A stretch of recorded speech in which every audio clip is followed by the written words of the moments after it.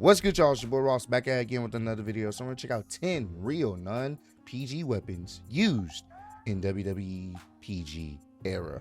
Now, when you really think about it, somebody getting hit with a bat wrapped in barbed wire, anything barbed wire related, you wouldn't think that's PG at all. Obviously, WWE, recently they've been a little bit more edgier with their product, but when Vince McMahon was in control, it was, they definitely tried to keep it as PG as possible.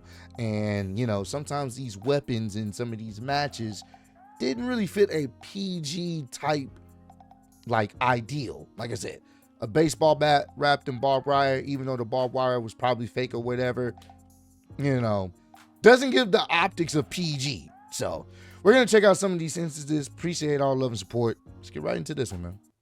When WWE became a PG product in the summer of 2008, WWE had to change virtually everything about the presentation. Curse words, blood, and obscene violence were now strictly prohibited, and this change vastly altered the perception of fans towards the product. Whilst for the most part WWE are loyal and dedicated to their PG guidelines, from time to time they like to deviate away and reintroduce elements of a TV-14 product. This usually comes down in the form of weapons, as classic weapons used in the Attitude and Ruthless Aggression eras make a surprise reappearance to the delight of the audience. Join us now as WrestleMania looks at 10 non-PG weapons used in the WWE PG era. Be sure to subscribe and hit that notification bell for daily wrestling videos, and follow us on Facebook for exclusive lists. Also check out our new website, WrestleMania.com. Number 10, steel chain wrapped around the fist. Definitely not PG. One of John Cena's most signature spots during his early days in WWE saw him wrap around a steel chain around his fist and hit his opponent right in the face with it. The spot won Cena a number of high-profile matches, and it was a major part of his Dr. Thugonomics persona. When Cena turned babyface and years later became the face of WWE's PG product, this spot was abandoned as it was seen as far too graphic for younger fans. In 2012, during Cena's acclaimed Extreme Rules match with Brock Lesnar, Cena brought the spot back to try and put Lesnar down. It was presented as a big deal that the spot returned, and it received a noticeable pop from the Chicago crowd, who obviously recalled the spot from the Ruthless Aggression era. Number 9, urn. They still wanted Brock to win at that time, but An urn being used as a weapon isn't exactly the most family-friendly spot WWE could deliver. They used this exact spot several times since transitioning into a PG product. The spot was used back in 2000. when you really think about it, it's supposed to be the person's ashes, and you're using it as a weapon. That's just not PG all the way around. A dead person's ashes is being used. The container that person is being held in is being used as a weapon. 2010, during Kane and The Undertaker's Buried Alive match, and infamously, CM Punk used the spot during a match with Kane back in 2013 during the build to WrestleMania 29. Poor Undertaker. Now, it goes without saying that WWE have to act with a degree of caution, as the symbolism of an urn is sacred to many, and utilizing it as a tool to get heat can be interpreted as offensive. Since The Undertaker retired in 2020, and with Kane being seemingly semi-retired, the spot seems to have been made obsolete, which is probably the right move if WWE wanted to avoid landing themselves in hot water. Number 8. How many times does The Undertaker go get hit with an urn, bro? A baseball bat. When WWE finally signed Sting in 2014, one of the things that fans were curious about was if WWE would allow Sting to use his trademark baseball bat. Sting's baseball bat is one of the most important aspects of his presentation, and fans hoped that Sting would be allowed to use his weapon at least once. Thankfully, WWE seemed okay with Sting using the weapon, as Sting was of course one of the most respected and tenured wrestlers of all time, so he clearly knew what he was doing with the weapon. The most memorable time, but they didn't respect him enough to have him win his first WrestleMania match. Sting would use the weapon was in 2015. Number 7, fireballs. The fireball spot was used on several occasions during the Attitude Era, yet during the PG era, WWE have been reluctant to use such a horrifying spot. One of the times they would use this spot was in early 2021, as Alexa Bliss would throw a fireball in the face of Randy Orton. This was during Orton's feud with the Fiend Bray Wyatt, and WWE somewhat committed to the spot by having Orton briefly wear a mask to hide the burns. It's believed that the moment that the spot occurred was pre-taped, but due to WWE presenting the show in the Thunderdome, they had the ability to perform a spot of this nature. And if WWE weren't in the midst of the COVID-19 era, then it's certainly up for debate as if WWE would have booked such an extreme spot. Don't know if they would have booked it. Don't know if it would have looked as good on live television, but like having it happen in front of a live audience. But either way, it's one of those type of things during that pandemic era. Vince allowed them to do a little bit more to, since there was nobody there in attendance, to try to, really get people to be entertained since they were watching at home.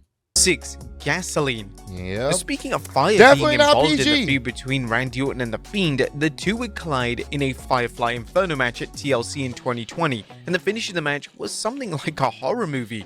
Orton would win the unique matchup after The Fiend's back caught on fire, and after Orton won, The Fiend, who was still on fire, would chase Orton around the ring, only to be met with an RKO. Orton then proceeded to douse The Fiend in gasoline and set him ablaze. He murdered him. Fans couldn't believe that the WWE booked something so dark during the PG era, as they had in theory just booked a man to be burnt to death in the middle of the ring. Yep. Due to The Fiend being a supernatural character, they were able to get away with this spot without too many complaints, but there were some fans with families who expressed concern that WWE may have crossed a line. Of course. It looks so fake, but the visual was cool. You could tell it was a dummy. It just looks so fake. But the fact that, once again, the COVID era, pandemic era, Thunderdome era, whatever you want to call it, they tried to get a little bit edgier to entertain people that were stuck at home. So, Number 5. Screwdriver. yeah. A modern day Deserve to be on this WWE list too. Hell in a Cell matches are usually formulaic in terms of spots and weapons used in the match. WWE aren't allowed to incorporate blood, so often the wrestlers involved have to get creative to make the match as exciting as possible.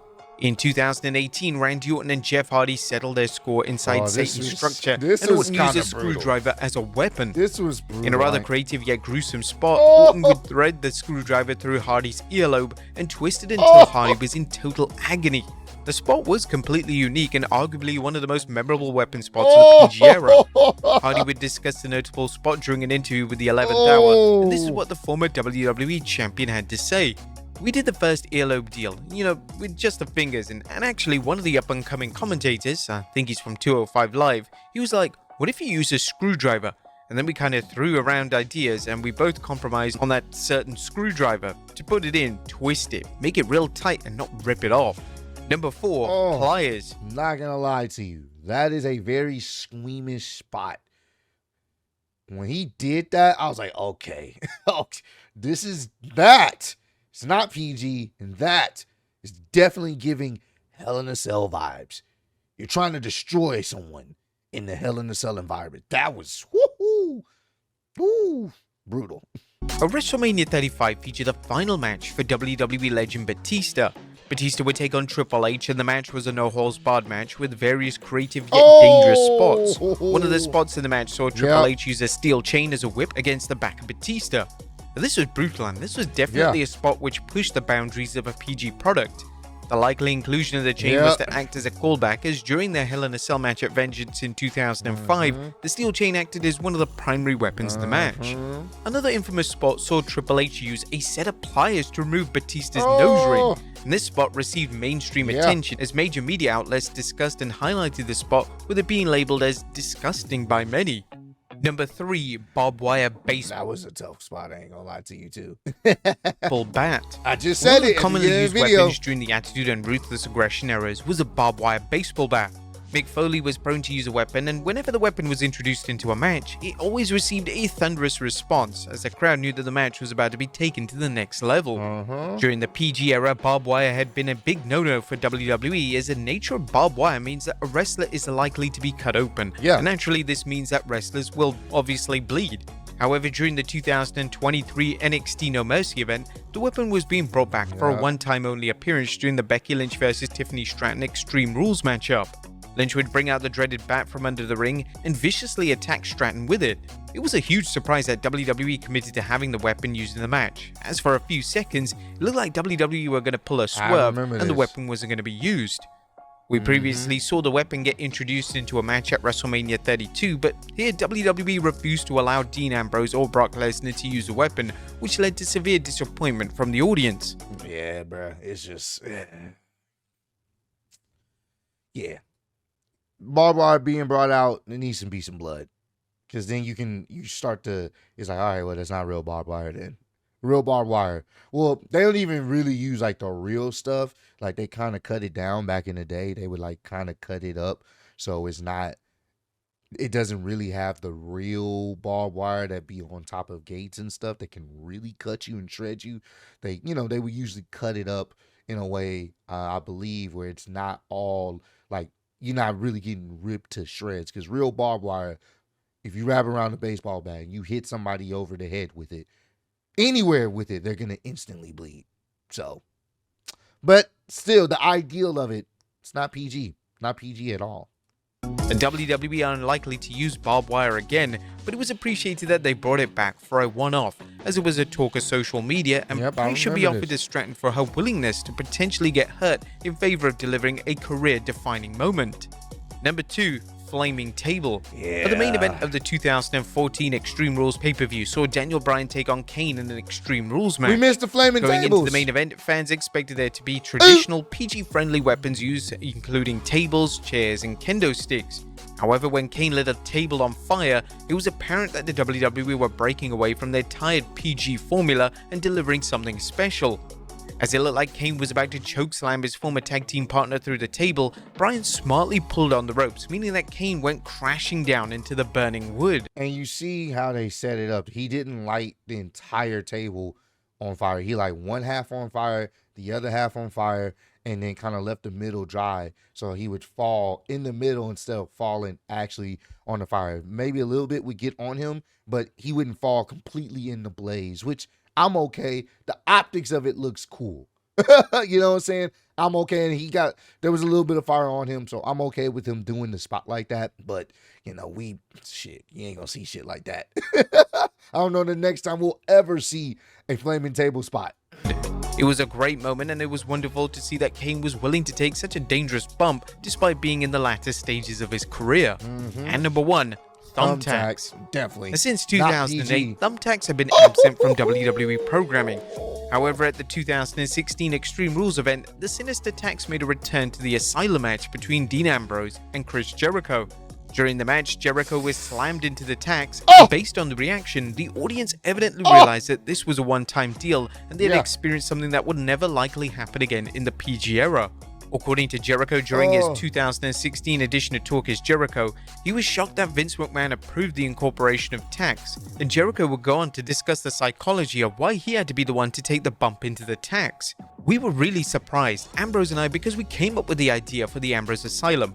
We were surprised that Vince allowed us to use the tax. It hadn't been done in 10 years. It hadn't been done that long between tack bumps. And when the finish came and Ambrose is going over, I have to take the bump on the tax. I have to. You can't take the bump on the tax and then go on to win. It just doesn't make sense. Jericho continued saying, I think we have to protect this crazy bump because, in my opinion, no one really knows what a body slam feels like or a suplex, but everyone knows what it's like to get poked with a needle or get a thumbtack stuck in you. We've all had that happen, so people know when it happens, it hurts. And you can actually feel that and empathize with it or relate to it. So I was like, you know what, man? We have to use these tacks and make it like it's a pit of fire. Like it's the worst thing that could ever happen to you is to fall into these tacks and you're done.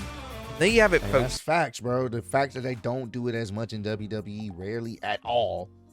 So when you see it, you know. You know what I'm saying? You know, this is about to be brutal, man. Hey, this was a pretty solid list, man. Comment down below. Let me know some other weapons you feel like definitely don't fit that PG model if they weren't listening in this video. But I appreciate all the love and support you guys showing on the channel. Road to 150K, and I'm still your undisputed YouTube wrestling champion of the world. Appreciate y'all kicking in with me. See you on the next one. Peace.